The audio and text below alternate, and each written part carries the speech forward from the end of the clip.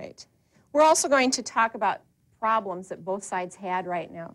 So we have the British side, and we have Washington's group. So you can put 2 columns on your paper. Don't have to be long columns. So we have Britain's problems.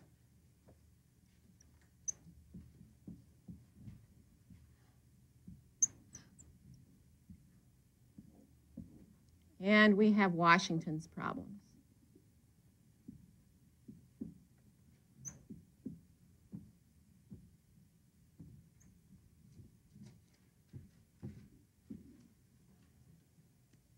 Okay, does anyone remember a problem that Great Britain was having in the war? They had 2 major problems. Nick? Okay, tea was a problem earlier, wasn't it? We didn't want to pay that tax on tea. Tess? All right, distance. They were a long ways away from where they were fighting. They were way across an ocean. All right, distance was a problem, and Brett? Now, they didn't have problems with that. Remember, they had a trained army that had the red coats, and they were ready to go. What was their other problem, Lacey? Okay, that would be distance. Chris? Being sure that people knew how to fire the cannons? No. Tell you what, it was the size of the colonies. They had so much area to try to regain. So the size of the colonies was a problem for them. All right, what about Washington? Lacey?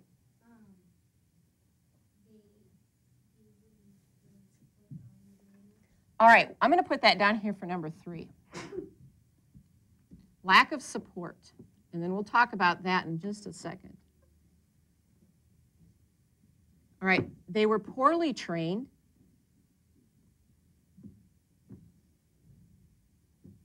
And they lacked supplies.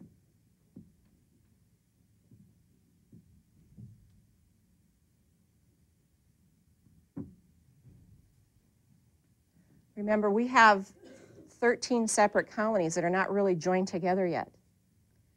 So you didn't get a lot of well-trained soldiers. They were just volunteers. And they lacked supplies, didn't have enough money coming in to keep them with food and ammunition. And also there was a lack of support.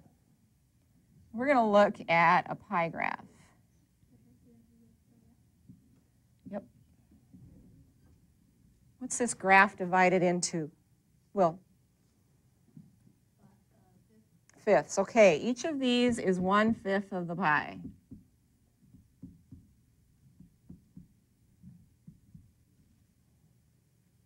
And this is going to show you the lack of support that Washington had at the beginning of the war. 2/5, we'll put lines through those 2/5. 2/5 were what we call patriots.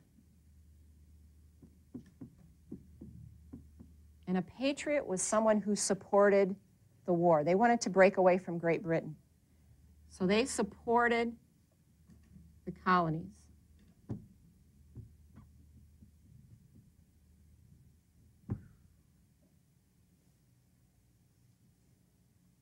How many fifths do we have left? Lacey? 3/5. Good. And out of those 3/5, 1/5 were what we called loyalists.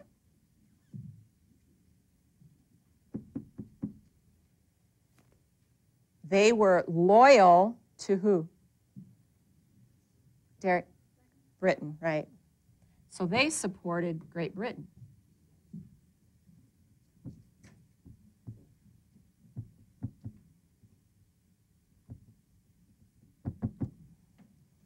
The 2/5 that are remaining, they didn't know. They were undecided.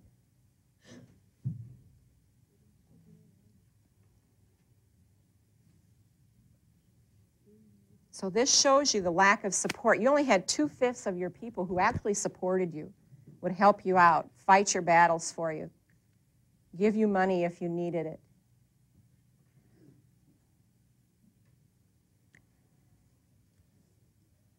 couple seconds to catch up on your notes.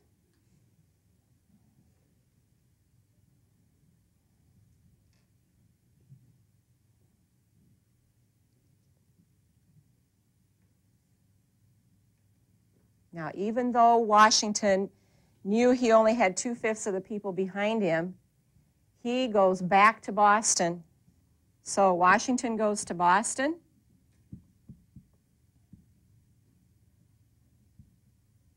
And he surrounds the city with his troops. But something's missing. What still isn't there? Let's just wait, John.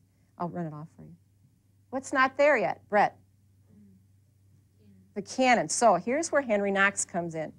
Henry Knox was someone who worked with Washington, and Washington sent Henry Knox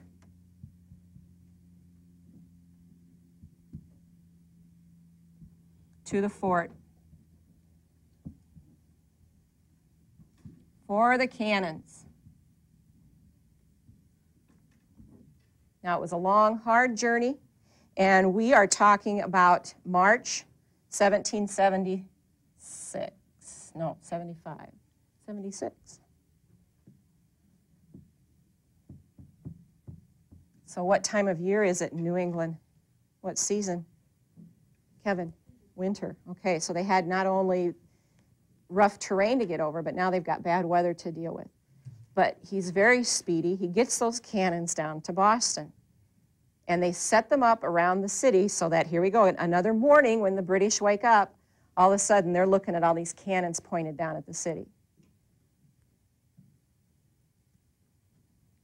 Now, the British general who's in charge of Boston says, okay, we surrender, but if you don't let us leave peacefully, we're going to destroy the city before we leave, or before you come in and take it over.